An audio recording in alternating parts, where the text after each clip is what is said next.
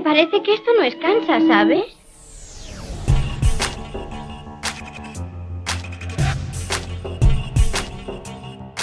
Bienvenidos a BRMU Podcast. De la biblioteca a tu casa. La Biblioteca Regional te lleva la mejor programación cultural, los mejores profesionales y las charlas más interesantes. Disfruta del episodio.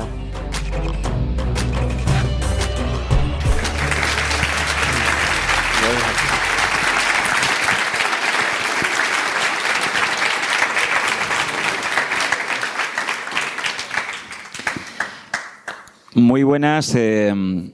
Muchas gracias por venir, porque el día para ser Murcia, oye, me sorprende, a David también, que viene de tierras también de poca lluvia y que estemos aquí a tope, con lo cual significa que os ha gustado la novela de David, que queréis saber más de cómo se ha construido, queréis saber más de cómo ha llegado este prodigio, casi este milagro, después de 15 años. Yo creo que el número 15 sí que le pega mucho a David, no solamente por ese, que fue el tiempo que invirtió en escribir esta novela, sino también las 15 ediciones que ya lleva La Península de las Casas Vacías, que es la novela que nos ha convocado aquí. Y muchísimas gracias por venir de verdad en este día lluvioso. Gracias a David. David, muy buenas. Gracias, muy buenas. Y yo me voy a enrollar poco porque además una cosa que no me gusta cuando hay alguien presentando a un autor que habla más que el autor. Así que yo creo que habéis venido no a escucharme a mí, sino a David.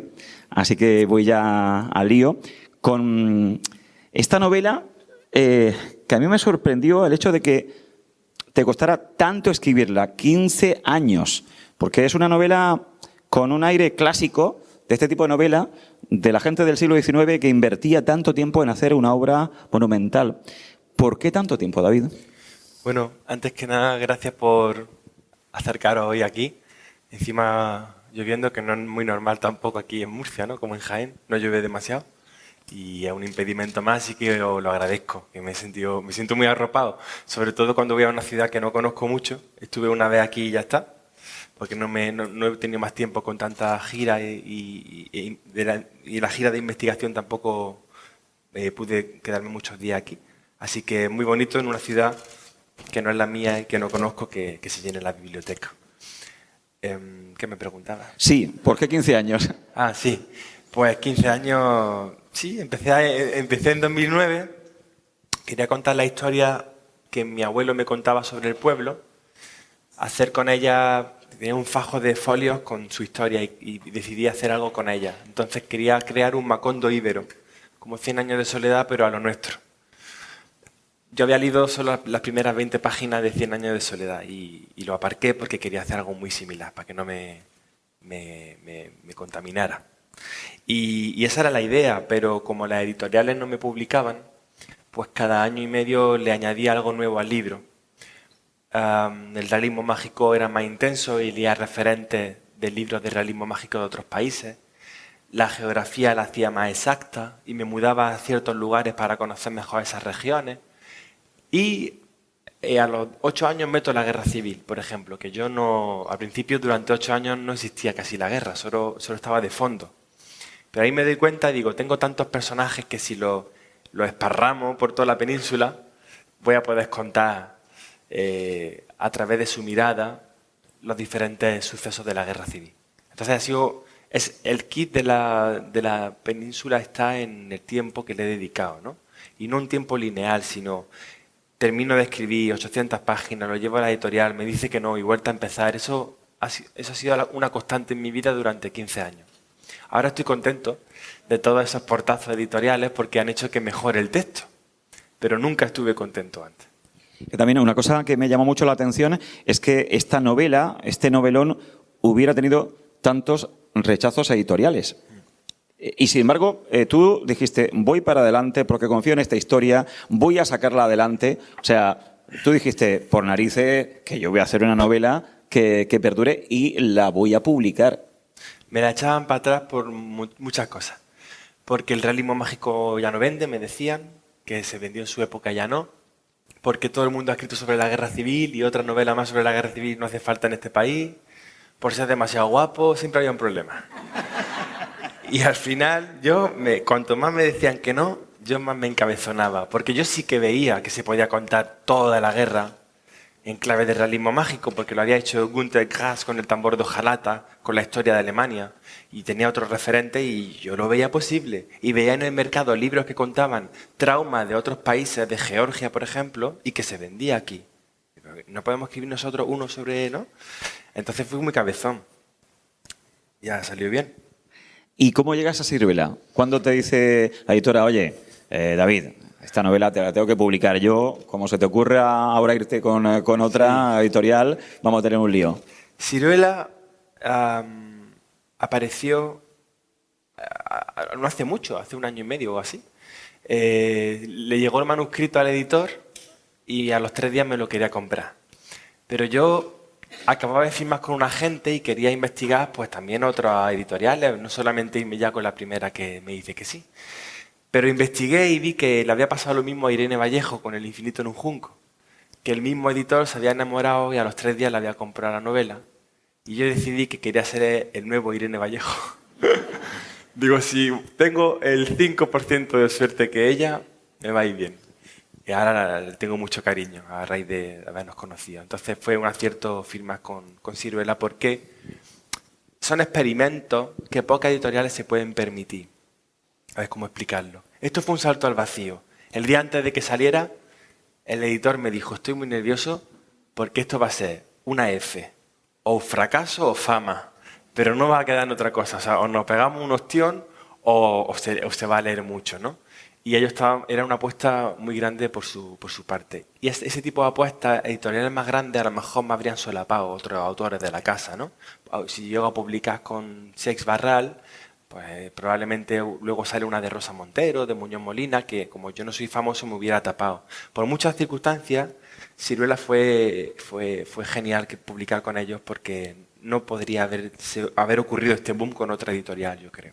Y me llamó mucho la atención como lector que no hubieras acabado, leíste poco, de 100 años de soledad, porque todo el mundo ha puesto el acento en eso, en esa mezcla de historia de la Guerra Civil Española, pero pasada por la maquinita del realismo mágico, contada con herramientas del realismo mágico. Y me resultó muy llamativo que no lo hubieras leído, o sea, que te quedaste en la página 20 de la novela de García Márquez. Sí, porque me gustó lo poco que leí y dije, quiero hacer algo parecido y si sigo leyendo y luego se me ocurre a mí la idea que él ha desarrollado, no puedo ponerla. Y no quería esa contaminación y me alegré. Y lo leí este verano por primera vez y había un aguacero yo, al principio y en el mío también. Y dije, mierda, esto van a pensar que lo he copiado de él y tal, pero no es el caso. Al principio me decían los medios, ¿eres el nuevo García Márquez? ¿No? Yo decía, sí. Porque no está mal la comparación, ¿no? No iba a decir que no. No iba a decir, no, solo me leí 20 páginas. Sí, ya está. Y atiéndeme, si tuvieras la oportunidad de tomar un café con García Márquez o con Günter Grass, ¿a quién elegirías? Günter Grass. ¿Por qué? Porque él hizo lo que... Yo hubo un momento de verdad en el que como nadie me hacía caso en el mundo editorial, pues consideré hacer algo muy ambicioso que me iba a llevar muchos años, que era hacer el libro que yo no encontraba. Y era una ficción que contara toda la guerra, con los mismos personajes. No un ensayo, una ficción, que el lector se encariñara con unos personajes y lo fuera llevando por todos lados. Por los suicidios en la bocana del puerto de Alicante, los últimos barcos que venían hacia Murcia, la desbandada en Málaga, Guernica, el exilio en Girona, Paracuellos, todo. Y eso no lo encontré. Y eso lo hizo Günter Grass, más o menos, pero Günter Grass también lo que hizo fue contar la historia desde lo onírico, desde la magia, y tampoco lo encontraba yo en este país, ¿no? Hay relatos de magia, pero no mezclados con algo tan sensible como es nuestra última herida reciente. Y dije, pues voy a hacerlo yo. Si tiempo tengo. Y que sea lo que Dios quiera. No le enseñé el texto a nadie. Fue como, bueno, lo construía por el placer de construirlo. Me lo pasé muy bien haciéndolo. Entonces, publiqué otras cosas, esta es mi tercera novela, con la otra sí que hice una pequeña carrera, me dieron 2 becas, pero todo mi esfuerzo era para esto y yo no sabía si se iba a publicar alguna vez, la verdad. ¿Eso también te liberó? el no tener editor, el escribir lo que te salía de las narices sin ningún tipo de presión comercial, editorial, de tengo que hacer un texto para que sí o sí reciba el ok de un editor o una editora? Sí me liberó. Es que estaba pensando que me ha gustado la taza, que a ver si me la regalan. Pone biblioteca regional, es muy chiquitica, a ver si luego... tengo un poco de... A veces se me va la atención con alguna cosa. Como antes que has dicho que... Esto que lleva agua, podemos echarle whisky, ron, vodka, ¿eh? Antes has dicho que mi número favorito podría ser el 15. ¿Y sabes cuál es? Es que soy raro hasta para eso. El 523. Y tengo pinturas porque yo sobreviví pintando y entonces mis pinturas cuando yo era chico ya ponía el 523 en todos lados. Y cuando publicó el libro Siruela, el número en la colección es el 529. Y me dio mucha rabia de no haber llegado un poco antes. Bueno, que me preguntaba... Muy mal por parte de Siruela. No, que podíamos echarle whisky. No, nada, que quería yo comentarte. Sí, que estabas más liberado, ¿no? Liberado, claro, estaba liberado. Sí, no tenía... Nadie me observaba, ni me controlaba, ni nada. Y por eso hice lo que quise. Siempre respetando la historia, porque soy consciente que tiene un toque que yo... No que yo os quiera instruir, pero sí que os muestro la historia de la guerra para que la revisitéis y paséis por todos los hitos de la guerra. Entonces yo todo lo que he investigado lo he contrastado y lo he plasmado. No he modificado nada. Había personajes históricos que eran progresistas, que yo soy progresista, y aún así yo no hice que ese personaje fuera de una manera u otra. Si ese personaje se manchó las manos de sangre y era progresista, le pongo con las manos llenas de sangre, ¿no? Yo me quito mis gafas contemporáneas políticas y narro lo que pasó. No era mi intención tergiversar la historia, ¿no? Entonces, muy libre, pero con mucho respeto hacia los que murieron, fueran del bando que fueran, y hacia la propia historia y hacia el lector, ¿no? Sin intención de engañarlo, solo de provocarle un viaje onírico y por la península. ¿Y te ha resultado complicado el unir la historia real con la historia ficcionada que estaba en tu cabeza, personajes reales con personajes que salían de tu cabeza? Pues como han sido tantos años, es verdad que yo ahora a veces leo fragmentos y no sé si es verdad o mentira lo que yo he puesto.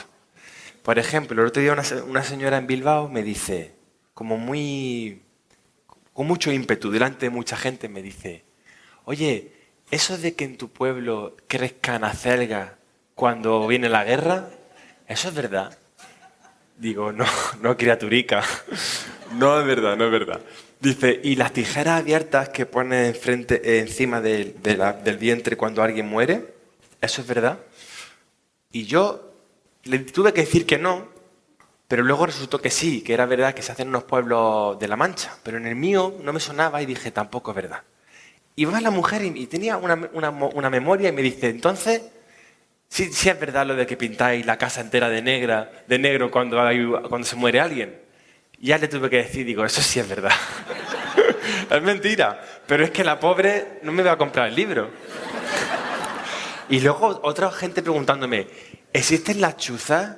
Que es una planta que yo me invento que congela. Digo, pero que en Jaén no congela nada. O sea, no sé, la pregunta es tan absurda que me dan ganas de no responderla, ¿sabes? De quedarme así mirándola. Sí. Oye, ¿y te ha divertido poner a hablar a gente como, yo qué sé, Unamuno o el propio Franco? Hablo también con Dios, con Miguel Hernández, Unamuno y Franco, los más famosos, sí. Sí, también me divertí, sí, era por eso. El narrador se manifiesta mucho y habla con vosotros, como lectores, y también habla con los personajes. Eso nace de una necesidad de tener que organizaros yo ciertas cosas y no abrumaros con mucha información de la guerra. Y surge para deciros, mira, la batalla del Ebro dura 6 meses, pero la cuento en un día. En la mañana, el atardecer y el anochecer, es que si no os vais a abrumar. Este asedio se da al mismo tiempo que este, os lo pongo separado para que no os confundáis. Las 13 rosas las adelanto 1 año para que salgan en el libro, ¿no? Y empiezo ya a encontrarle el gusto al narrador. Ya luego desvarío, porque tiene un humor cuerdista la novela y me gusta de vez en cuando un toque de humor para quitar un poco de drama, ¿no? Y ya en un momento determinado hay, por ejemplo, un personaje que pasa por Martos, un pueblo en Jaén, una ciudad, y lee un letrero que dice, bueno, es que los personajes no saben si existe Dios, o el narrador, o los dos, o ninguno. Entonces tienen mucho miedo y mucha superstición. Y pasan por Martos y hay una placa que pone: aquí perdió la virginidad el narrador de esta historia. Y el personaje se santigua y se va corriendo de ese sitio, ¿no? ¿Es verdad que fue en ese lugar? Sí. ¿Es importante para vosotros? No. ¿Me acuerdo con quién fue? Tampoco. Pero en ese momento es cierto, la información es cierta. Al narrador le pasó eso ahí. Y me parece divertido romper la cuarta pared, ¿no? Además, dentro de 10 días, el viernes de Dolores, el viernes antes del Domingo de Ramos, me han invitado para presentar en Martos. Y a ver, tengo miedo, a ver qué me preguntan. Y a ver, también tengo miedo y también tengo cierta ilusión de que me hayan hecho la placa. ¿Sabes? Porque en Quesada quieren ponerle mi nombre a una calle, en Jándula. Y me gustaría que pusieran la placa, ¿verdad? Oye, ¿tú cómo eras de niño? Yo era de niño... ¿Es verdad que tú leíste Guerra y Paz con 13 años? Sí. Yo de niño hacía muchas cosas con los ojos así, los ponía viscos, tenía tocs, tenía tics, tocaba las cosas 3 veces, un desastre. Y yo iba a mi madre y le lloraba y le decía: mamá, quiero ser normal. Con 4, ya en segundo preescolar, yo me acuerdo perfectamente. Y no me hicieron bullying, eso fue un milagro. Me hicieron bullying por otras cosas, pero no por los ojos, que me podían haber llamado visco o algo así, ¿no? Solo había una profesora que me decía: ten cuidado con el aire, que si te da una ventolera te queda visco para siempre. Y yo tenía un miedo cuando me secaba el pelo, cerraba los ojos. Y, en fin, era un niño con muchas manías y mucha imaginación. Una virtud que tengo, pues sí, la imaginación, ¿no? A mí la falsa modestia no me gusta. Para una que tengo, pues la voy a resaltar. Y se ve en el libro, tengo mucha imaginación y de niño tenía mucha también. Estoy todo el día inventando cosas. Y leí Guerra y Paz porque estaba en un colegio de monjas donde no tenían literatura juvenil y había una biblioteca que sería el fondo de otra biblioteca arriba y yo allí cogía los libros que pillaba y leí Guerra y Paz porque no hay otra cosa. Y la peste de Camus, cosas muy fuertes para un niño, pero yo hacía la lectura de niño. Y no la lectura adulta. Recuerdo, por ejemplo, leer Guerra y Paz y hay una descripción de un soldado napoleónico quitándose la ropa. Y yo creo que ese fue pues como quien ve la revista Interview con 13 años. Y ese fue un momento para mí como de... Sí, como casi 50 sombras de Grey, Guerra y Paz. Porque además, tú en casa no tenías libros. No. Mira, voy a contar en 10 segundos una cosa. Yo me aficioné a los libros gracias a Julio Verne, porque mi padre hizo una imposición de 20.000 pesetas en Caja Murcia, entonces le dieron a mi padre la colección completa de Julio Verne. Es decir, familia de campesinos, de agricultores, de los pimientos de bola, en fin, pareció la tuya, pero cambio pimientos por los olivos, ¿no? Entonces, tú en tu casa no tenías prácticamente libros, o sea que no viste nunca ni a tu padre ni a tu padre leer. No. Solo trabajar de sol a sol. Sí. No había... Bueno, mi padre todo aceitunero y también guardia civil. Y él me leía una vez, le dio por ahí. La única cosa que él me ha leído en la cama, porque yo qué sé, un compañero suyo le diría que a los niños hay que leer en la cama. Y él vino con un libro que ponía, te lo prometo, El manual del buen guardia civil. Y yo ahí de niño, leyéndome que si la patria, no sé qué era... Mucho mejor que Guerra y Paz. Pues mejor que Guerra y Paz, me dormía antes. Y ya lo desistió a los 3 días porque no era ridículo aquello. Pero bueno, mi familia tiene otra cultura del campo. Vosotros venís también de familias de campo, supongo, ¿no? Porque Huerta es Huerta. Murcia, ¿no dicen que es la Huerta de España o eso es Almería? La Huerta de Europa, dicen. ¿La Huerta de Europa? Sí. Y además, pues no lo discutas, que vale. todo a duelo. Pues Aquí los murcianos para eso somos muy serios, ¿eh? Pues la cultura que da la tierra, esa cultura de ágora, que hace mucho calor y te sales a la calle por la noche y compartes con los demás y compartes la música y el gracejo, la gracia, las bromas, el saber ir al campo y estar tranquilo mirando el campo y esas cosas también es cultura. Y a mí eso me lo han enseñado mis padres y no lo cambiaría por lo otro, ¿eh? Y de hecho yo creo que eso impregna también la novela, porque Odisto, por ejemplo, dice: se ausentaba, escribes tú, de vez en cuando entre los árboles y reposaba la mente en el campo, que era toda su vida. Y esto me parece maravilloso. Es un momento además que tú describes cómo es el vareo de los olivares y seguramente Aquí no tenemos tanto olivar como en Jaén, pero alguno hay todavía, ¿no? Y igual hay algún lector esta tarde aquí que ha vivido esa experiencia, ¿no? Y es maravilloso. Yo he vivido el barrio de los Almendros, que es parecido, ¿no? Eso duele más, ¿no? Y eso es genial. Sí, porque una almendra que te cae... Sí. Pero tiene su protección. Sí, pero cuidado, ¿eh? Apártate, porque tiene... Entonces, que eso es genial. Y además, tu novela transpira mucho campo también. Sí. Muchos me preguntan de dónde sacaba el vocabulario del campo. Digo, pues del campo. Son cosas que tengo, pues, una azadilla. O sea, que al final juegas con esos instrumentos de pequeño y te quedas con ese vocabulario. Hay otro que sí que es prestado, de haber leído tantas lecturas sobre la guerra, de Libes, a Rodureda, a Max Aus. Pues hay palabras bonitas que las buscas y te las quedas y las pones.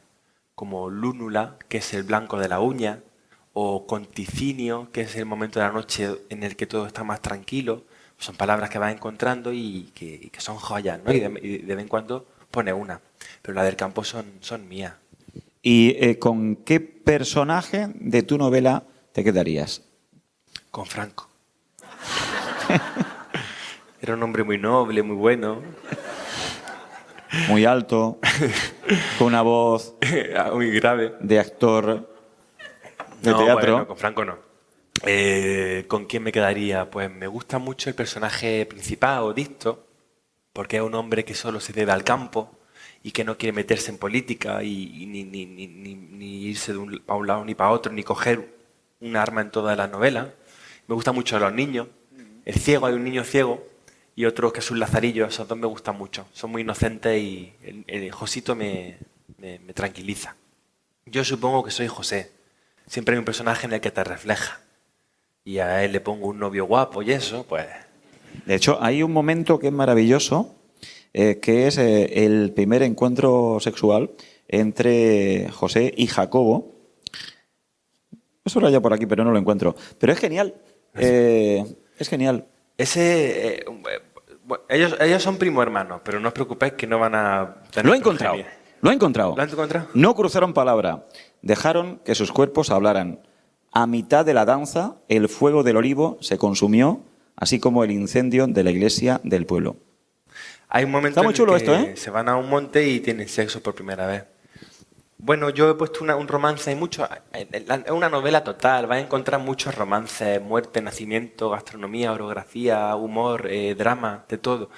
Y hay varios romances, pero quizás el más fuerte son de estos dos primos que se enamoran. Y bueno, esa escena sexual quizás es la única, yo creo, de la novela. No sé si hay muchas más. La primera presentación que hice en Madrid, hace ya un año, 135 presentaciones atrás, que estoy cada día en la carretera. Y el que me estaba presentando me dijo, ¿hay poco sexo? Digo, ¿pero qué quieres? ¿Que sea 50 sombras de Franco? Digo, hay un poquito y ya está, no sé. Ahí está el que tiene que estar, ya está. Hay también humor, pero humor que cuenta verdades. Cuando le dice Odisto a su hijo Pablo, ¿pero qué leches vas a hacer en la guerra si no sabes ni atarte los cordones? Y es una frase que te puedes tomar a coña, pero que revela un poco esta gente mandada o que se mandó a una guerra inútil, ¿no? Sí. Yo he visto muchos testimonios, he intentado recabar los vivos, pero ha sido más difícil, pero algunos he cogido. Y los que estuvieron en la batalla no apuntaban al enemigo, apuntaban como un palmo hacia el lado para no matarlo. Nadie quería matar. Esta imagen que tenemos de querer matar al enemigo, esto es de las películas. O al principio quizás que también lo muestra mucho un cine más independiente, que van los soldados como muy ilusionados, pero luego en la guerra están muertos de asco, ¿no? Y yo solo los testimonios también que recabé, nadie recuerda la guerra como algo glorioso y honorable y que se sintieran bien matando al enemigo, ¿no? Sí, no sé si te he contestado. Sí, lo he entendido. Y en esa línea, yo te quería preguntar, David, claro, aquí asumía muchos riesgos al escribir una novela sobre la guerra civil, porque es muy complicado no tomar partido y quiénes son los buenos, quiénes son los malos. ¿Cómo has sorteado eso? Porque esta es una novela de ficción, con muchos hechos históricos, y no sé si te ha causado algún problema. No, y me podría haber causado mucho problema, porque es verdad que en este país cualquier novela sobre la guerra civil ya se presta a que te aticen de un lado y de otro. Y ese yo creo que ha sido el milagro que justo mañana o pasado mañana, hace ya un año, el 20 de marzo, la novela, y no he tenido una crítica política agresiva, y me han entrevistado en lugares muy opuestos, ¿no? He estado en la izquierda en programas como La Marea o La Cafetera, y en la derecha estuve en El Gato al Agua, que yo digo, me van a echar a mí al agua también cuando entre, por las pintas que tengo de jornalero bolchevique, que no es el caso, pero tengo esas pintas. Y entonces eso ha sido un milagro, que no me hayan atizado de ningún lado. Mi padre tiene una gorra igual que la tuya, ¿sabes? Sí, muy de jornalero. Sí, de jornalero. La llevo hace mucho, ¿eh? La gente cree que es ahora, pero... en cualquier caso... que me pierdo. Sí, estaba hablando de televisiones estupendas en las que había estado. Sí, lo de los medios. Eso, que me han tratado, que me han tratado muy bien. La crítica ha sido muy buena y era casi imposible que eso sucediera. Yo lo que he intentado ha sido ser objetivo, pero no neutral. Es decir, neutral parece que no te quieres mojar y que no quiere decir que unos sean peores que otros. Objetivo es que todo lo que consultas lo contrastas y lo plasmas. Entonces no es que no me haya mojado, es que me he mojado en todo. Entonces he puesto pues todas las atrocidades que se cometieron, las he puesto. Y como el lector es soberano y además es muy inteligente, porque yo no lo trato de tonto, el lector luego ya, cuando termine el libro, sabrá, intuirá qué bando se propasó más que el otro. No se lo tengo que decir yo. Es que si yo se lo dijera sería contraproducente, porque ya estaría yo marcándole el camino. Yo quiero tener la función de un fotógrafo. Os muestro lo que pasó y luego ya vosotros pues llegáis a la conclusión que sea. Yo tengo una conclusión, por supuesto. Yo no comulgo con los dos bandos hicieron cosas malas, guerras de hermanos, me lavo las manos, no. Pero será el lector quien tendrá que llegar a sus propias conclusiones y todas son válidas. Bueno, todas son válidas. Que no me voy a enfrentar a nadie porque tenga otra idea de la historia. No estoy en eso. Me estoy acordando de capítulos. Hola. Me estoy acordando de capítulos. Hay uno que se me venía ahora a la cabeza, el de los espejos, cuando piden que toda la gente entregue sus espejos. Sí. ¿Esto por qué? No sé qué hay de real, si hay algo que... Estoy a punto de meterme en Google para ver, digo, ¿es verdad que se puede interrumpir una transmisión radiofónica con los espejos? Te lo juro, que estoy a punto de meterme, digo, ¿me ha tomado el pelo David o no me lo ha tomado? Hay un momento en el que cubre una torre radiofónica de espejos para que no llegue la señal. Es verdad que a mí a veces el wifi no me llega al cuarto de baño por los azulejos. Y yo de ahí, pues en el realismo mágico dije, a lo mejor los espejos rebotan las señales. Tampoco una novela científica, da igual. Es más simbólico, ¿no? Entonces requisan todos los espejos del pueblo y lo ponen en la torre. Eso son esas escenas que a mí me gusta hacer surrealistas, muy de cuerda, ¿no? De Amanece que no es poco. Por ejemplo, además en su tierra, hay un momento en el que en Cuenca llueve panfletos políticos de Franco que dice arriba Franco, arriba el campo, ¿no? Que era una arenga que se decía mucho. ¿Qué hacen los de Cuenca? Dicen los de Cuenca, para mí que va a ganar el Franco este. Vamos a levantar el campo. Entonces levantan literalmente la ciudad de Cuenca en andamio. Porque pone arriba Franco, arriba el campo. Y al lado hay un pueblo republicano que está metiendo el pueblo bajo tierra porque dice abajo Franco, abajo el campo, ¿no? Porque ellos creen lo contrario. Entonces al final es crear surrealismo con cosas muy nuestras, como es el caso. Oye, ¿qué tiene María de tu madre? La diastema. ¿Sabéis lo que es la diastema? El espacio entre los dos dientes, la clara. Ya está. Mi madre es Ángeles, mi madre es la niña. No, María sería mi abuela. Odisto mi abuelo y María es mi abuela. Mi abuela sigue viva. A veces la llamo en presentaciones y la pongo con el micro. Lo que pasa es que la última vez salió mal. ¿Por qué? Estaba yo en Coruña, y había uno de Quesada, que aquí hay algunos de Quesada, ¿no? En el libro el pueblo se llama Jándula, pero se llama Quesada. Y entonces me dice el paisano allí en Coruña, yo soy de tu pueblo, yo soy de los... no sé, de los campos, ¿no? Un mote. Digo, vamos a comprobarlo, voy a llamar a mi abuela. Entonces llamo a mi abuela, pongo el teléfono y digo, abuela, ¿te suenan los campos? Dice, ¡uf! ¡Un hijo de puta es! no, desgraciado, que se portó mal con la mujer, tuvieron que dejar el pueblo y ya, corriendo. Y el hombre me dice, con la carilla, dice, es verdad que se fueron del pueblo. Entonces ya no la llamo más. No la llamo más porque está muy bien, ¿eh? Está demasiado bien. O sea, se acuerda de todo. Sí, sí. Oye, lo de Ardolento lo tienes claro, ¿no? El apellido yo sí. Sí. ¿Por qué? ¿De dónde sale? Apodo. Hacía falta un nombre para el En protagonista. el pueblo no eres nadie si no tienes apodo. No. ¿Eh? Ese me lo inventé. Necesitaba... El título de la novela durante todos estos años se llamó Odisto, como el protagonista. Me inventé un nombre a los 19, miré que no estuviera en Google y me lo cogí y ya está. Y hasta hace 2 años que lo cambié a La Península de las Casas Vacías. ¿Cómo se te ocurrió ese nombre, por cierto? Te lo iba a preguntar ahora. Porque quería algo poético, lírico, alegórico, que reflejara un poco todo lo que es el libro.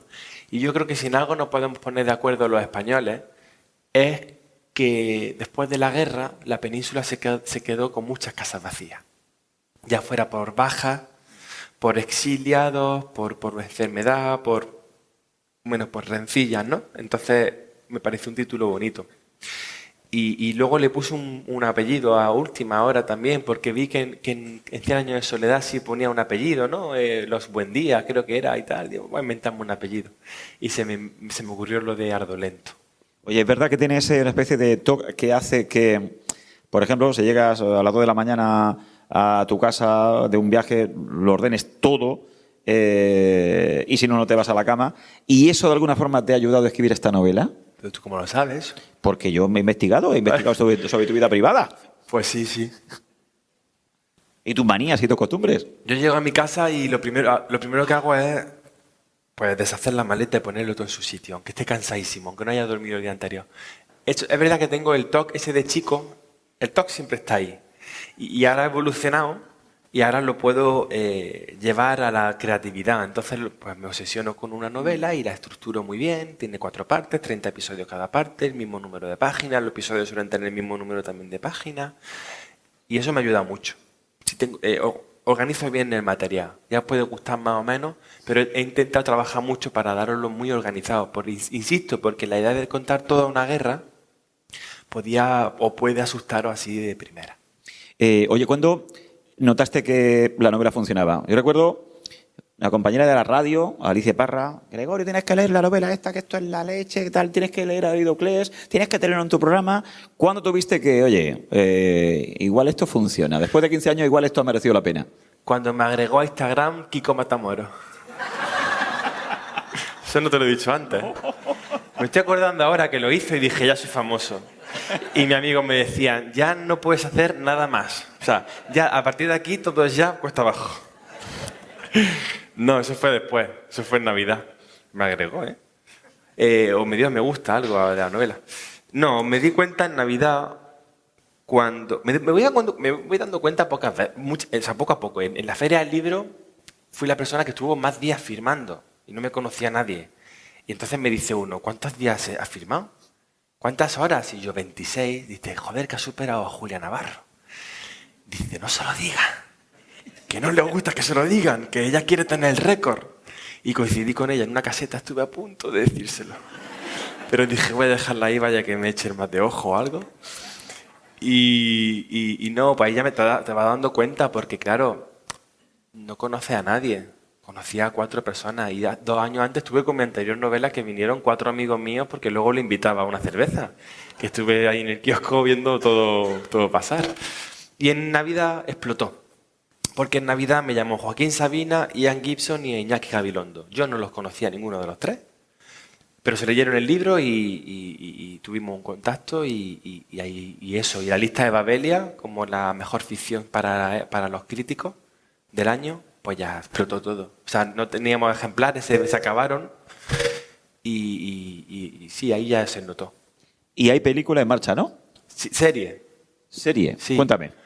Pues no puedo decir mucho, pero pronto habrá una nota de prensa y eso. Ya está firmado, se va a hacer la serie. Con una productora que todos conocéis y un director que todos conocéis también. Y muy feliz, la verdad, sí. Voy a ser guionista, supongo, si me dejan, creo. Y además, ¿traducciones a dónde? A varios idiomas. Italiano, portugués, al danés. Hay otros idiomas que están casi ya a punto. Sí, eso es lo más bonito de las traducciones. Sí. Bueno, preguntas para David, que ya sabéis que estáis viendo que es un tipo cercano. Yo no pensaba que eras tan divertido. Sí, nos hemos conocido hace media hora y a mí me está encantando, de verdad, escucharte. Nada, lo que queréis plantearle a David. ¿Tenía alguna pregunta? Preguntas complicadas y difíciles, ¿eh? Allí el que está cerca. Mira allí.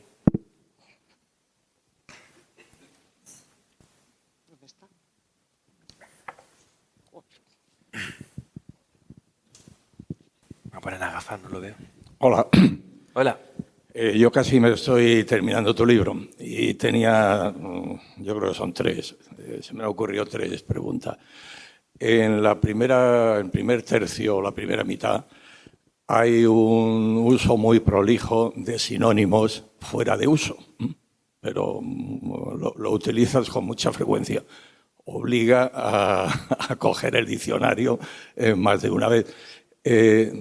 ¿Tiene la razón de utilizar el sinónimo fuera de uso, desconocido, frente a la palabra todavía vigente? ¿Tiene alguna razón de ser? Sí, la belleza. Pero la belleza. Ajá. Pero sí que tengo cuidado e intento no agotar al lector con palabras, ¿no? Con palabras complicadas o en desuso. Mira, por ejemplo, una de las obras que más se señalan para hablar de la guerra civil es El laberinto mágico de Max Aub, ¿no? Son 5 o 6 libros, lo han dividido en 6, son 5. Y si lees cualquier página de ese libro, en cada página te encuentras 30 palabras del rosco de pasapalabra. O sea, es una cosa que es que no sé, no tienes que tener un nivel muy, muy alto para comprenderlo, ¿no? A mí me agotaba. Yo lo que intento en cada página, 1 o 2 palabritas así complicadas, difíciles, y que nombre una realidad para la que no tenemos un término tan preciso o porque la belleza es, o porque la palabra es bella en sí, ¿no? No, sí, es interesante porque hay palabras de luego muy, muy bellas, pero bueno, lo único eso que claro que hay que echar mano del diccionario con alguna frecuencia. Otra cosa es, hay, bueno, más de un capítulo, ¿no? Que lo encuentro fascinante, pero hay uno que lo he leído recientemente, que es el agrietamiento. Sí. Entonces, ahí denotas, desde luego, haces un repaso y un listado de la geografía y del patrimonio histórico, de patrimonio artístico, que es fabuloso, ¿no? ¿Eso tiene alguna simbología especial dentro del contexto de la novela? O es muy enriquecedor, la verdad. Gracias. Pero me surgía esa curiosidad. Muchas gracias. Pues así te voy a responder con una cosa que siempre termino con ella, y es, yo tengo 3 objetivos con el libro. Me gustaría que uno de esos 3 se cumpliera. El primero es que os evada, que os saque de vuestro día a día. Yo la literatura sobre todo disfruto cuando el libro me saca de mi quehacer diario. El segundo es que os haga revisitar la guerra civil, porque ya la conoceréis mucho y si no, pues verla por primera vez. Y el tercero, para mí el más importante, que os sea viaje, que podáis viajar por todas las comunidades, por todas las provincias, por todo el territorio, porque yo me he mudado mucho a territorio. Me mudé hace poco a Bilbao para conocer bien la tierra, Euskadi, y poder hacer bien el episodio de Guernica, de los niños etiquetándolo en la ría, de la toma de Bilbao, etcétera. Y he viajado mucho. Entonces, ese es mi mayor objetivo, que cuando terminéis digáis cuánto nuevo he conocido de la... todo, casi todo. Porque, por ejemplo, hay muchas cosas, pero el salto de Lucero, citas, bueno, la manga, por supuesto, pero hay otra serie de, entonces, episodios por de eso, lugares para que visitéis un poco todo. Que llama la atención. Gracias. Y ya finalmente, porque me quiero extender demasiado, hay uno que no me desconcierta, no acabo de entenderlo, que es el avión este que queda congelado en Teruel, con el aviador del bando nacionalista, el aviador vasco del bando nacionalista. ¿Qué significado tiene? Porque, bueno, la verdad es que no le he dado demasiadas vueltas, pero no logro encontrarlo. No le des tantas vueltas. Porque al final es un avión que se ha congelado, ya está. Luego, cada lector lo puede interpretar de una manera. Lo que pasa es que en el antes y el después, los capítulos que hay antes, parece que no logro encajar. Pues mira, ahí te voy a dar, ¿por qué surge esto? Ahí te voy a dar la razón. porque ese fue uno de los últimos episodios que hice. Y está un poco metido con calzado. O sea, es verdad que ocurre en ese momento, pero quizás sí que destaca con el resto. Ahí sí te doy la razón. Pero luego hay una avioneta que se queda congelada encima de la ciudad de Teruel. Pues ya está, cada uno ya luego que interprete lo que quiera. Esto pasa como con los libros, que las interpretaciones son muchas, múltiples y están fuera del alcance de mi raciocinio, y yo respeto todas. Muy bien, muchas gracias. Gracias.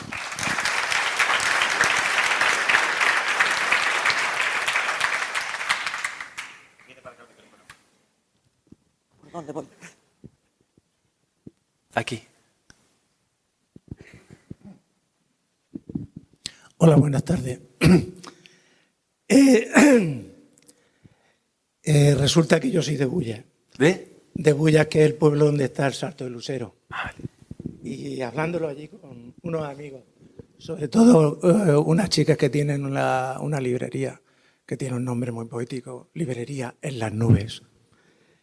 Decían, Paco, si vas, le vas a preguntar si es verdad lo del Salto del Lucero, que ha estado aquí, o dentro de los 25.000 kilómetros que ha hecho, no piso Bulla. Eso me ha venido aquí el compañero que ha hecho la pregunta, porque precisamente él tenía yo aquí anotado en el agrietamiento, cuando tú dices, así las cuevas abiertas del Salto del Lucero se vinieron abajo y embarraron sus aguas turquesas. Bueno, a partir de ahí, pues también dices en ese capítulo una serie de referencias. Te vas a Lorca, a La Manga, a Bilbao, a tal. Pero yo, con independencia de esta pregunta, que era de encargo casi, yo lo que te quería decir es que he disfrutado el libro mucho, me ha emocionado. He visto, pues la edad, yo ya tengo 72 años, y mis padres y mis tíos lucharon como José y... Sí. Pero sobre todo hubo una magia con el libro. Hace 15 días hubo una lluvia enorme por allí, por mi pueblo, coño, que no podíamos salir de la casa, y aproveché para terminarme el libro. Estoy terminándome el libro, veo lo del Salto del Lucero y digo, leche, me salgo ahí continuamente por las tardes para mandarle a mi hijo. Bueno, sigue la lluvia, una foto ahí al atardecer o ya de noche, los colores de la lluvia, como si cayera la dejándula, ¿no? Y digo, ¿será mágico esto o qué es lo que ha pasado ahora? Pero pásmate, que a la mañana siguiente me levanto y en los brazales que hay al lado, al salir del pueblo, me lo encuentro todo lleno de acelgas salvajes, que a mí me gustan mucho, me dije, no las como, ya más. Y a todo eso se oye atrás y todas esas cosas. Entonces lo que te quería decir es, pregunta primera, ¿he inventado lo de los pueblos todo o no? Supongo que en Caravaca sí estarías probablemente. En cada pueblo, bueno, no estaba ¿En ninguno? No, sí. Bueno, yo no te voy a hacer como la mujer esta de Bilbao, que el libro ya lo tengo, vale. Y espero que me lo... No he estado en el Salto del Lucero. Eso. He estado en todos los lugares en los que van los personajes, a los que van. Pero en los lugares hay un momento en el que agrieto la península. Ahí no he estado porque sería la bordeta. No, ya. Pero sí están todos los lugares a donde han ido previamente los personajes. Y luego, el límite entre la ficción y la realidad está muy dilucidado. Yo a veces tampoco lo sé. Porque yo he investigado durante 15 años muchas costumbres de vuestros pueblos y las he metido. Y ya no sé si me lo he inventado yo, si es una costumbre de un pueblo, si es del mío, pero no me importa esa incertidumbre, es bonita, porque al final también se me crea a mí esa duda, ¿no? Insisto, no es mentir, pero el crear a vosotros esa duda es decir, oye, ¿será esto en tal región o no? Pues preguntad en esa región y lo descubrí y descubriréis si es magia de ese lugar o invención mía, ¿no? En lo sensible no he mentido, ni en cifras, ni en lugares donde se cometieron muertes, ni nada de eso. Pero en lo otro sí, es parte de la ficción al final. Bueno, pues que lo de las acelgas sea mentira. Lo de las acelgas sí.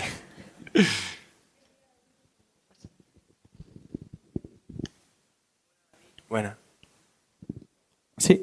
Lo primero, enhorabuena por este libro tan maravilloso. En mi caso, sí has conseguido uno de los objetivos, que es viajar por toda España con el libro.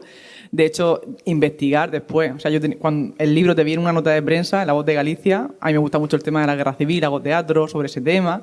Y entonces, cuando lo vi y lo leí, ya después, en mis viajes de, yo qué sé, de verano o lo que sea, pues buscar cosas de la guerra. De hecho, que no solo sabía, pasé por Jándula, en Quesada, que yo llevaba el libro y me encontré el cuadro. Y una de las cosas que a mí me ha gustado del libro, aparte de la dureza que tiene, y cómo, o sea, esa dureza la vas rebajando con el realismo mágico, porque ya digo que es un libro que al final te llega. Los augurios, o sea, eso es lo que más a mí me conectaba. Ya aparte de las notas que tú tuvieras de risa, o sea, hablabas con Franco y todo eso, era como algo como fuera, ¿no? Yo leía el augurio y digo, jo, ¿qué va a pasar? Y eso, yo qué sé, por saber cómo ha surgido eso. Gracias. Los augurios son... Hay una agorera, una divina en el pueblo que está sentada en una silla, ni come, ni mea, ni caga, ni nada. Solo está ahí quieta y ella dice de vez en cuando algo sobre el futuro. Y me sirvió como periódico para contaros, sobre todo en la primera parte, que no está la guerra todavía, para deciros cómo está la situación en el país. Eran 25 o 30 augurios y al final el editor, recortamos 200 páginas en 6 meses, me dejó solo 15 augurios. Pero algunos eran muy interesantes, pero claro, al final es que no caben todos. Había uno en el que describía cómo Imperio Argentina y Marlene Dietrich se daban el lote y me decía mi editor, es que esto no es necesario. Y esas dos folclóricas en Centro Europa, yo lo vería muy necesario, pero bueno. Y esos son los augurios. Gracias. Pues nada, gracias.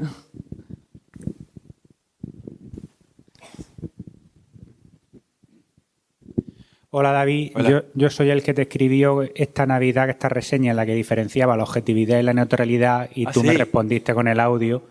Nada, entonces desde esa objetividad que está claro que tienes, aunque tú mismo te declares como progresista, te quiero poner en el aprieto de a ver si podrías recomendar, por considerar los objetivos, autores de derechas que hayan escrito sobre la guerra civil en novelas desde un prisma objetivo y recomendable para leerlos.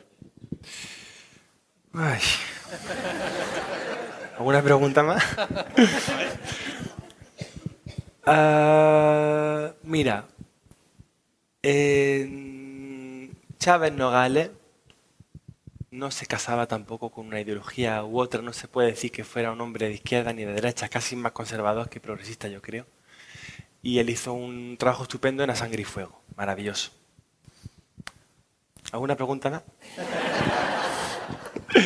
Bueno, hay escritores muy buenos. Agustín de Foxá tenía buena pluma. Madrid de corte a checa. Sí, pero luego, por ejemplo, Agustín de Foxá es la persona que dice lo siguiente en una fiesta, ya en la dictadura, en la posguerra.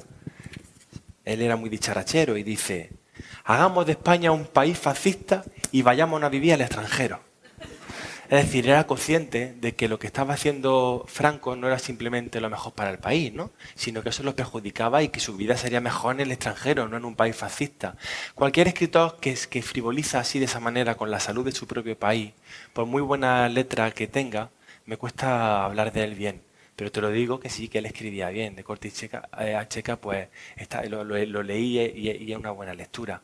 Pero no lo saco así a primeras Prefiero a los que titubean entre un bando y otro, como lectura de Unamuno a lo mejor, que a aquellos que no tienen mi simpatía. Hoy día hay muchos historiadores y escritores más de derecha, por ejemplo, que son buenos. Trapiello, por ejemplo, escribe muy bien. Y Trapiello es más conservador que progresista. No lo catalogaría yo con más adjetivo que ese, ¿no? Pero escribe bien, tiene una buena prosa. Su última novela sobre Madrid es excelente. Entonces, bueno, pues ahí te da algunos ejemplos. Tengo que decir una cosa también, y es que tengo menos ejemplos que desde la izquierda, pero no porque no lo haya buscado, ¿eh? He buscado, pero no he encontrado menos. Hay un buen libro de Pisón que se llama Partes de Guerra, en el que él coge relatos de muchas personas, de muchos escritores que escribieron sobre la guerra, y ahí hay mitad y mitad son de derecha y de izquierda, ¿no? Pero yo los que más tengo en mi cabeza suelen ser de corte progresista, y no quiero creer que sea porque yo soy progresista. Pero bueno, ahí está, ahí dejo la duda. Hola David, lo primero, enhorabuena por la novela. Sí, ha dicho antes este señor, hablaba de ese avión que se congela, de estas plantas que congelan. Entonces, para los que no han leído la novela, ¿crees que hay que buscar imágenes, o sea, mensajes ocultos detrás de esas figuras o simplemente dejarse llevar? Porque creo que es una novela que se presta a esa serie de interpretaciones y esto qué querrá decir y qué se esconderá debajo de este, o simplemente forma parte de ese realismo mágico y hay que dejarse llevar. Soy muy místico, los murcianos. Yo soy de Albacete, o sea, Albacete. que albaceteño que por supuesto sale de mi tierra. Para contar esto. Voy a responderte con una anécdota que siempre cuento para que se vea un poco la diferencia entre lo realista y cómo lo difumino, ¿vale?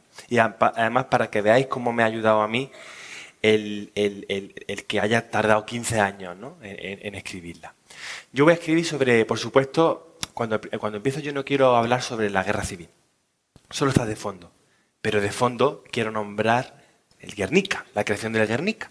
Entonces, cuando tengo 19 años, considero que el Guernica tengo que escribir algo sobre él. A los 21 me atrevo y con esas fantasías que tiene uno en la infancia, lo que hago es poner a Picasso en mitad de Aragón, que se encuentra con Goya y se meten en una cueva y pintan el Guernica los dos juntos. Una cosa muy infantil que no tiene sentido, ¿no? Que se acerca más al surrealismo que al realismo mágico. Tenía 21 años. A los 23 años digo, oye, si Picasso vivía en París, voy a ponerlo pintando el cuadro en París, ¿no? A los 25 investigo y añado la información sobre que fue un encargo para el pabellón español en la Exposición Universal de París. A los 27 se me ocurre algo, investigo sobre Picasso y me doy cuenta que es mi artista favorito, pero al mismo tiempo que le tengo un odio tremendo, porque se le iba la mano con las mujeres y demás. Entonces, quiero mostrar un poco, en algún momento, esa no simpatía, ese rechazo que me causa Picasso. ¿Qué hago? Pues que... eso me ocurre a los 29, perdona. A los 27 lo que se me ocurre es lo siguiente. Digo, voy a hacer que un guernicarra coja restos del bombardeo, lo meta en su camioneta, humeantes, una cabeza de una persona, como sale en el cuadro, ¿no? Una mano cortada con una antorcha, una cabeza de un caballo, de un toro, ¿no? Y lo mete todo en la furgoneta y se lo lleva a Picasso a París. Y allí le dice, Picasso, sale un momento. Y abre la compuerta y le dice, mira lo que ha pasado en Guernica. Y Picasso dice, esto lo voy a pintar yo, ¿no? Vale. Y se entristece. A los 29 es cuando digo, no se entristece.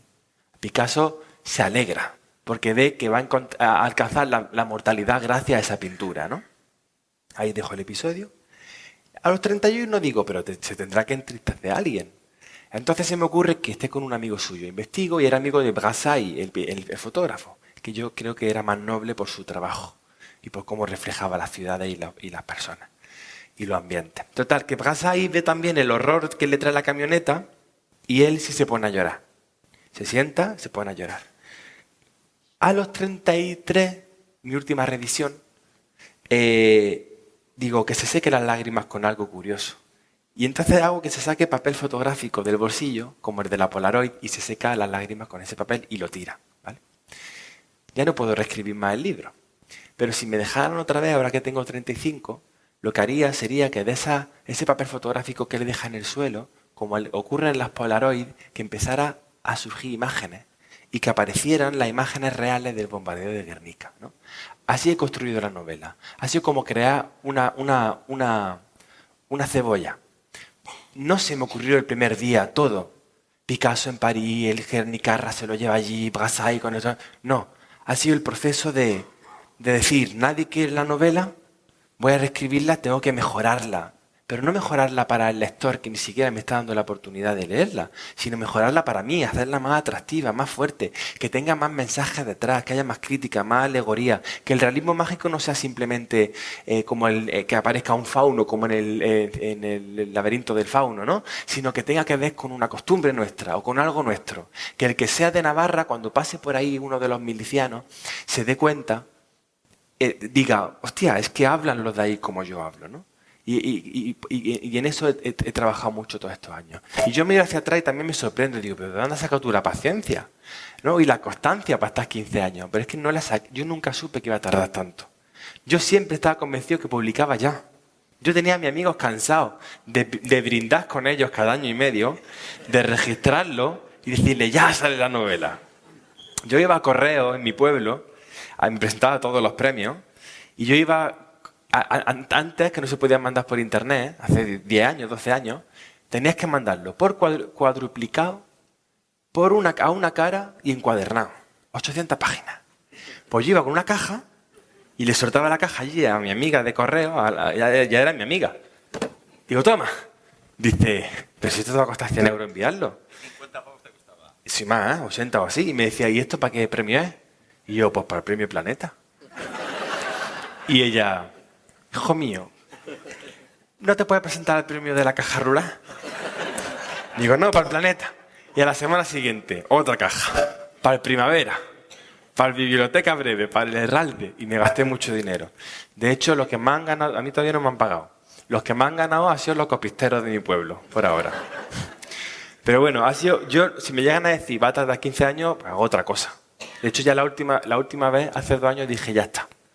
Yo tenía que crear una pared entera con notas para saber qué nombres se ponían antiguamente, qué se cultivaba en cada mes, de qué se moría la gente, qué carreteras había. ¿Las carreteras estaban asfaltadas o con piedra solamente?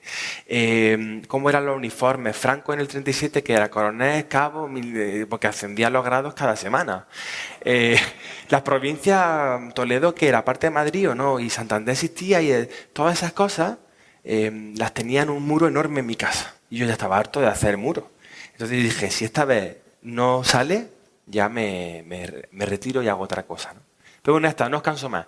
Que quería ejemplificar un poco eso, ¿no? Que el libro ha sido el resultado de 15 años de portazos editoriales y a los cuales le estoy muy agradecido ahora.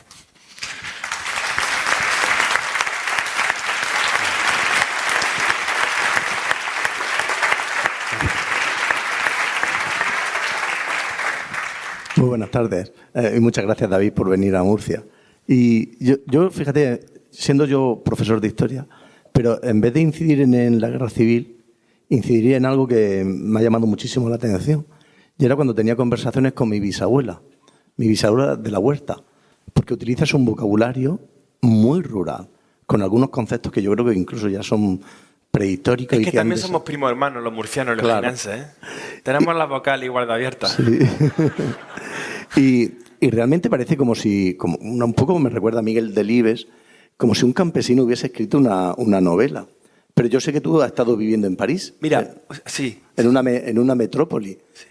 Entonces, ¿cuánto tienes de campesino? ¿O tú cómo te autodefinirías? ¿Y no crees que incluso es más interesante ese lado rural en la novela, que obviamente lo fundamental es la guerra civil, ese lado rural que a mí me parece muy, muy mágico? ¿Tú cómo te definirías, por ejemplo? Y muchas gracias. Yo, como dice un amigo de Úbeda, dice, nosotros somos catetos, pero catetos orgullosos de serlo. No somos catetos, hombre. A mí me gusta mucho el ámbito rural, me gusta venir del campo, te hace más humilde, te hace más sencillo. La gente con la que en Jaén, yo he vivido en Galicia muchos años, en País Vasco también, en Cataluña también, en 2 años y medio en Francia, 2 años en Alemania, pero sobre todo cuando estás en otras regiones españolas. Y tú estás en un grupo, y hay un vasco, un catalán, un gallego y un español y un andaluz. Un jienense. El primero que va a decir que la capital del mundo es Jaén no va a ser el jienense. Quiero decir, va a ser el último que va a sentirse orgulloso sobre su tierra, ¿no? Quizás porque es una belleza más difícil de encontrar, pero está presente la belleza. Y yo creo que eso, el que a lo mejor no tengamos una tierra que aparentemente a un simple primer vistazo sea la octava maravilla del mundo y crezca verde por todos lados, aunque nuestra belleza tengamos que encontrarla y buscarla y enseñarla y quizás más complicada de encontrar, eso no quita que no exista, pero eso hace que la gente sea menos orgullosa de su propia tierra. Y eso yo creo que es una virtud. Porque como están demasiado orgullosos, yo ya estaba cansado de vivir en Bilbao. En Bilbao todo el mundo decía que era la capital del mundo, que tiene su propio azulejo, que tiene su propio azul, que tiene... Digo, de verdad, relajado un poquillo y salí un poquillo de Bilbao, que Bilbao está muy bien, pero no es la capital del mundo, ¿no? Y yo creo que eso hace un carácter noble, que lo compartimos, yo creo que son muy parecidos a los murcianos, los jienenses. Yo tengo amigos de Murcia, y porque cuando hablo por ahí me dicen que eres de Murcia. O sea, porque Jaén está como más olvidada todavía que Murcia, ¿no? Entonces, bueno, en lo rural lo abandero y me gusta. La boina llevo con ella 18 años, 17 años. Me la compré en Inglaterra hace 17 años y no me la he quitado nunca. Y una pregunta muy breve. ¿Tu abuelo alguna vez ha leído la novela o participó de ella? No. Mi abuelo se murió hace 10 años, pero mi abuela sigue viva. Mi abuelo lo que quiere es que yo salga en Canal Sur. O sea, a ella el libro le da igual. Y si sale ella, mejor.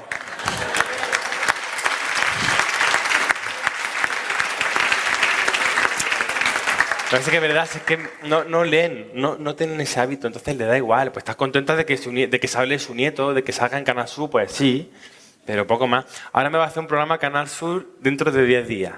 Y me dice, solamente puedes grabar en 3 lugares del pueblo. Digo, madre, me tenía apuntado 12. Digo, pues el museo, la plaza. Digo, ¿qué hago? ¿La iglesia o la casa de mi abuela? Digo, la casa de mi abuela que me mata si no. Mi abuela ya se va a peinar, se va a cargar su pelo. Y ella quiere decir unas palabras y sí. Y yo encantado que lo haga. Y ahora la editorial pues, me obliga a llevar la boina. Me la quité para una entrevista y me dijeron que no, que me la ponga, que si no, no se me reconoce. Así que ya, bueno, ahora cuando publique la siguiente del año que viene voy a dar un cambio radical. Me voy a dejar bigote, me voy a poner rubio y esportivo. Deportivo, creo. Sí. Ya está bien que parezca un jornalero todo el rato. La promoción es demasiado intensa. Gracias. Una última pregunta. Bueno, si la hay, no sé, porque allí hay una mano. Aquí y allí. 2. Hola David. Hola. Enhorabuena. Gracias. Y muchas gracias, como decían, por aquí, por venir a Murcia a compartir este momento. Quería, aparte, porque yo el libro, mi mujer casi no me lo ha dejado tocar y me tengo que comprar otro. Por eso. ¿Sí? Y estoy en ello. La verdad que el realismo mágico, al principio, cuando empecé a leerlo, la verdad, como yo también tengo mucha imaginación, pero no me había visto en esta tesitura. Cuando leo ficción, cuando soy más objetivo, pero aquí me pasa como a mucha gente, que empecé a leer y digo, esto será verdad, lo que estamos hablando, ¿no? ¿Será mentira? Esto será... Y me perdí un poco y lo dejé un poco aparcado porque estaba, digo, voy a descansar. Bueno, ahora mismo estoy un poco... Y a retomarlo con mucha fuerza y la verdad, porque mi mujer me ha hecho fan. Pero quería preguntarte... Porque es verdad que has hecho muy constante, lo has demostrado, lo estás diciendo, y eres muy valiente. Pero yo pienso ahora, yo creo que la valentía te llega ahora con la fama. No piensas, como has dicho ahora, que hay otros programas más de derecha. Tú dices que eres abiertamente progresista. No consideras que la tienes que tu padre, que te dice que ahora saca la parte de la posguerra, que no la saques, ¿no? Es decir, ¿no crees que eres muy valiente? Sobre todo desde que te estás haciendo famoso. Vamos a ver, es como mi padre es que no quiere que haga la segunda parte, porque la segunda parte sería sobre Franco y yo haría una sátira, ¿no?, hacia él, y no quiere, porque él es guardia civil también y conoce bien el gremio y le da miedo porque hay un porcentaje pequeñito, pero un porcentaje que, bueno, que son demasiado, que está demasiado radicalizado quizá, y le da miedo. Pero a mí lo que sea defender los derechos humanos no me tiembla el pulso en hacerlo. Y además yo siempre soy una persona abierta al diálogo. Si viene alguien cuyo diálogo es el golpe y me lo da, pues ya está, yo qué sé, ¿qué le voy a hacer? Lo que no voy a estar es callado. Si yo he escrito sobre la guerra, tengo que defender lo que he escrito. Entonces no me da miedo. Me han amenazado por Twitter muchas veces. Pero no le hago caso. Son cuñados aburridos que se meten ahí y ya está. Pero por ser gay, ¿eh?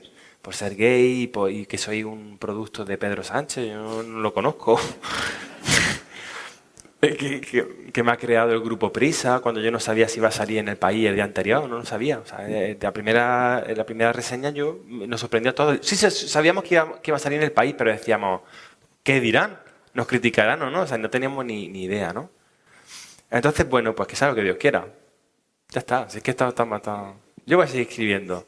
Pero no, por ahora no tengo miedo. Me muevo en sitios donde hay mucha gente también, tampoco... Sí que a veces pienso, digo, quítate la boina por la noche cuando vuelvas a casa para que no te reconozcan, porque además yo soy un tirilla. A mí me dan un puñetazo y ya estoy muerto ahí en el suelo. Pero mira, si me mataran, el libro vendería muchísimo. Muchísimo. Se haría inmortal. Entonces, pues bueno, otra gloria que alcanzaría. Esperemos que no sea así. Muchas gracias. Nada.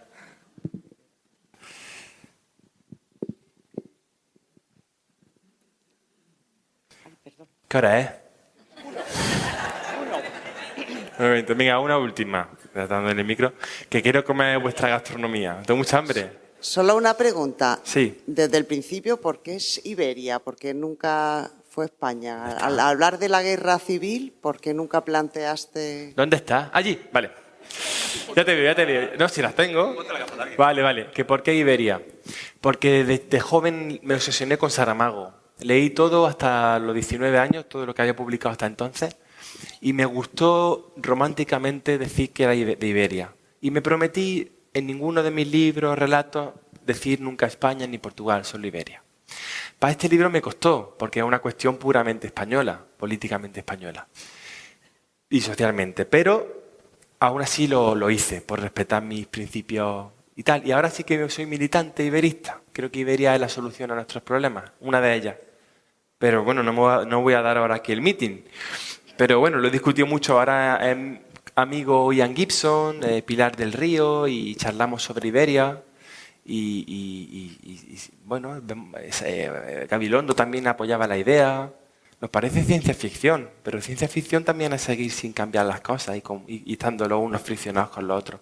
Yo creo que si nos uniéramos, voy a hacer un minuto de iberismo ya, si nos uniéramos con Portugal, ganaríamos en riqueza humana, porque no estaríamos de espalda a un pueblo que está aquí justo al lado, porque veríamos en el mapa del tiempo si hace sol o lluvia en la tierra de al lado, porque aprenderíamos portugués, facilitaría los contactos con Iberoamérica, nos enriqueceríamos con el contacto con Brasil y las disputas territoriales se solventarían porque ya no nos separaríamos, sino que nos uniríamos bajo un nuevo espíritu refundado.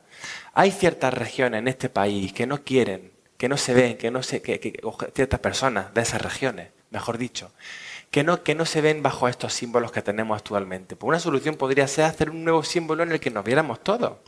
Y una bandera íbera, que eso no se ha inventado siquiera, y tal, y un himno nuevo, y que la capital estuviera en Mérida, o tres como en Sudáfrica, en Mérida, en Lisboa y otra en Barcelona quizá, ¿no? o en Madrid, ya se vería eso.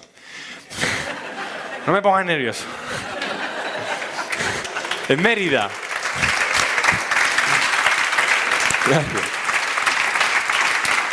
Yo creo que sería una grandísima solución, pero es muy utópica y tampoco me hace falta que se haga. Yo soy íbero y se acabó. Ya está.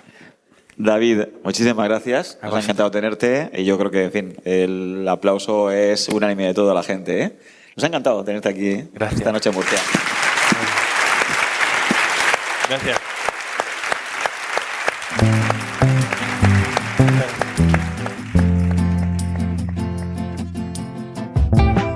Acabas de escuchar otro episodio de BRMU Podcast. Suscríbete, dale a me gusta y comparte. Ha sido un placer para nosotros tenerte por aquí. Nos vemos en el próximo audio.